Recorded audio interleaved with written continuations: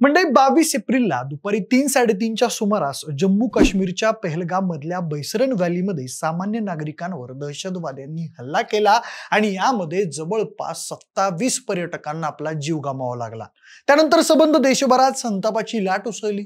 म्हणूनच मग भारताच्या राष्ट्रीय सुरक्षा समितीने एक तातडीची बैठक बोलावली आणि यामध्ये भारताने पाकिस्तानचं नाक दाबण्यासाठी काही महत्त्वपूर्ण निर्णय घेतले। सिंधू करार स्थगित केला, पाकिस्तानी नागरिकांचा व्हिसा रद्द केला, अशा प्रकारचे ते काही निर्णय होते। त्यातच आता पंतप्रधान नरेंद्र मोदी फ्रान्सकडून राफेल विमान खरेदी करण्याच्या तयारीत आहेत। एकूणच चारी बाजूने पाकिस्तानची नाकाबंदी करण्याचं काम आपल्या भारत सरकारने सुरू केलं आहे।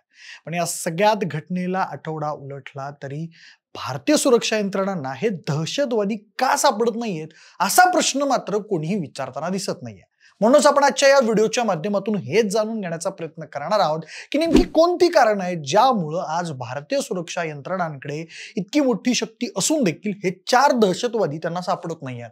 सबंध काश्मीरमध्ये भारतीय सेना तैनात असताना सुद्धा जवानांना हे आतंकवादी नेमके का सापडत नाहीयेत सगळंच पाहूयात। नमस्कार, मी प्रथमेश, तुम्ही पाहताय विशेष भारी। म्हणजे जम्मू काश्मीर मधील पहलगाम हल्ल्यानंतर जम्मू काश्मीरला जाणाऱ्या पर्यटकांमध्ये मोठ्या प्रमाणावर घट झालेली दिसत आहे।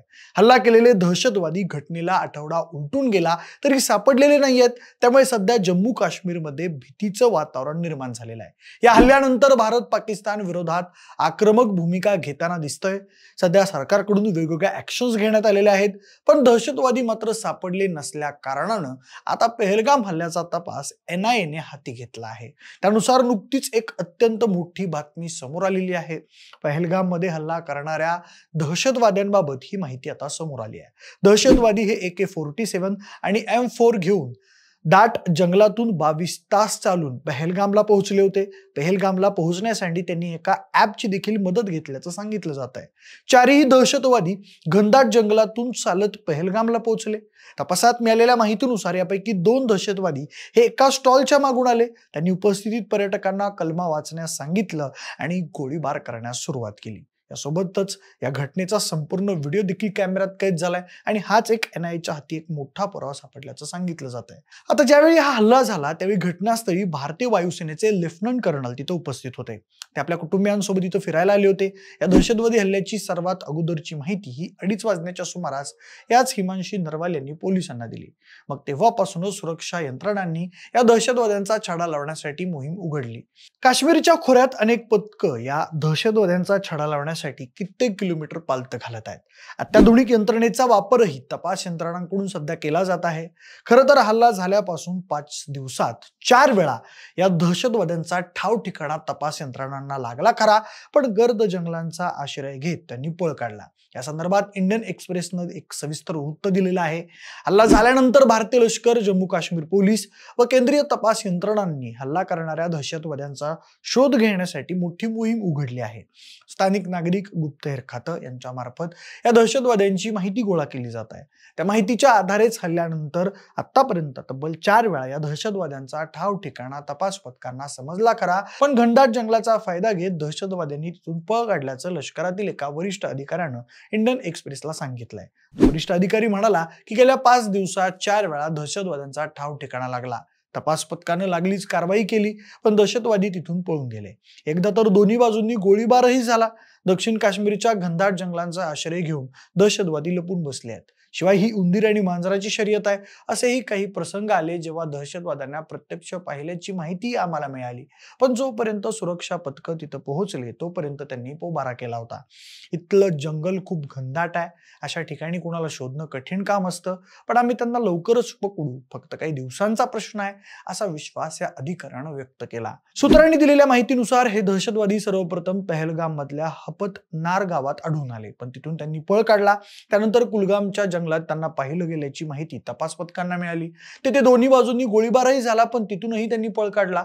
त्यानंतर कोकरनागच्या त्राल परिसरात ते आढळल्याची माहिती लष्कराला मिळाली। सध्या ते तिथल्याच आसपासच्या जंगलात असल्याचं सांगितलं जात आहे। दरम्यान पहलगाम मध्ये हल्ला करणारे दहशतवादी जंगलात आश्रय घेऊन राहत असले तरी सतर्क हालचाली करत असल्याचं एका लष्करी अधिकाऱ्यानं सांगितलं आहे। सामान्यपणे दहशतवाद्यांना अन्नाची सोय करण्यासाठी गावांमध्ये जावं लागतं। कधी कधी त्यांना काही स्थानिक मदतनीसांकडून देखील जंगलात अन्न पुरवठा केला जातो असं बोललं जात आहे. यातून माहिती आमच्यापर्यंत पोहोचू शकते आणि त्यात दहशतवादी पकडले जाण्याची शक्यता बळावते. पण हे दहशतवादी फार काळजीपूर्वक हालचाली करत आहेत. एका गावात रात्रीच्या जेवणाच्या वेळी हे दहशतवादी गेले, एका घरात घुसले आणि शिजवलेलं अन्न घेऊन पळून गेल्याची माहिती आम्हाला मिळाली आहे. सुरक्षा पथक तिथे पोहोचेपर्यंत बराच वेळ निघून गेला होता. या काळात दहशतवादी पळून गेले. दरम्यान किश्तवार डोंगर रांगांमध्ये यंदा कमी बर्फवृष्टी झाल्यामुळे या डोंगर रांगा पार करून जम्मूच्या बाजूच्या घनदाट जंगलात शिरण्याचा पर्याय दहशतवाद्यांना उपलब्ध झालाय. या भागात जंगल अधिक घनदाट आहेत.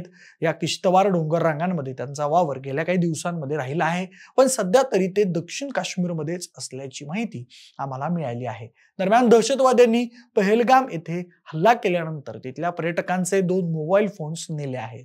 स्थानिक पातळीवर किंवा सीमेपलीकडे संपर्क साधण्यासाठी हे दहशतवादी या मोबाईल फोन्सचा वापर करतील आणि तिथे आम्हाला माहिती मिळेल अशी आमची अपेक्षा असल्याचंही या अधिकाऱ्यांनी इंडियन एक्सप्रेसला दिलेल्या माहितीमध्ये सांगितलं आहे.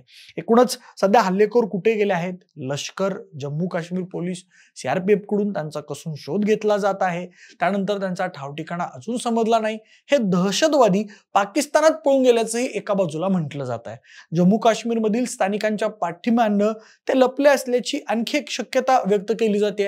या संदर्भात माध्यमांशी बोलताना सुरक्षा एजन्सीच्या अजून एका अधिकाऱ्याने सांगितलं की पहलगाम मधील सुरक्षा एक चूक आहे, निष्काळजीपणा किंवा समजुतीचा अभाव आहे. त्या ठिकाणी सुरक्षेत हलगर्जीपणा झाला आहे हे निश्चित आहे. हल्ल्याच्या वेळी बैसरण खोऱ्यात जम्मू काश्मीरचा कोणताही पोलीस किंवा सीआरपीएफचा कोणताही जवान तिथं तैनात नव्हता. तर बैसरणच्या खाली सुमारे 5 किलोमीटर अंतरावर सीआरपीएफ कंपनीची चौकी आहे. पर्यटक या चौकीच्या समोरून दरीत पोहोचत होते. सीआरपीएफच्या 3 प्लाटून पैकी 2 प्लाटून सामान्य गस्तीवर काम करतात आणि 1 पोलीस स्टेशन अंतर्गत काम करते. सुरुवातीला बैसरण खोऱ्यात इतका मोठा हल्ला झाला आहे यावर सुरक्षा यंत्रणेचा विश्वास बसला नाही. दहशतवादी हल्ला झाल्यानंतर 45 मिनिटांनंतर पोलीस आणि सीआरपीएफ घटनास्थळी पोहोचले. आता बैसरणमध्ये झालेल्या हल्ल्यानंतर जम्मू काश्मीरच्या संपूर्ण सुरक्षेचा आढावा घेतला जात आहे. ज्या भागावर सुरक्षा नाही त्या ठिकाणी पर्यटकांना जाण्यास आता बंदी आणली जाणार आहे. संवेदनशील ठिकाणी पर्यटकांना नो एंट्री करण्यात येणार आहे असं बोललं जात आहे. पण एकूणच सध्याच्या घडीला भारत आणि पाकिस्तान या दोन्ही देशांमधील राजकीय संबंध या हल्ल्यामुळे मात्र चांगलेच ताणले गेलेले आहेत. यातून युद्धाचा प्रसंग देखील निर्माण होऊ शकतो असं बोललं जात आहे. पण म्हणजे तुम्हाला नेमकं काय वाटतं? हे आतंकवादी नेमके कुठे लपून बसले असतील? ते LOC क्रॉस करून भारतात कसे आले असतील? तुमची मतं आम्हाला कमेंट करून नक्की सांगा. जर हा व्हिडिओ आवडला असेल तर लाईक आणि शेअर करा. सोबतच आपल्या विशेष भारी या YouTube चॅनलला सबस्क्राईब करायला विसरू नका. आणि हो, जर हा व्हिडिओ तुम्ही फेसबुकवर पाहत असाल तर तिथेही आपल्या विशेष भारी FB या फेसबुक पेजला फॉलो करायला अजिबात विसरू नका. धन्यवाद.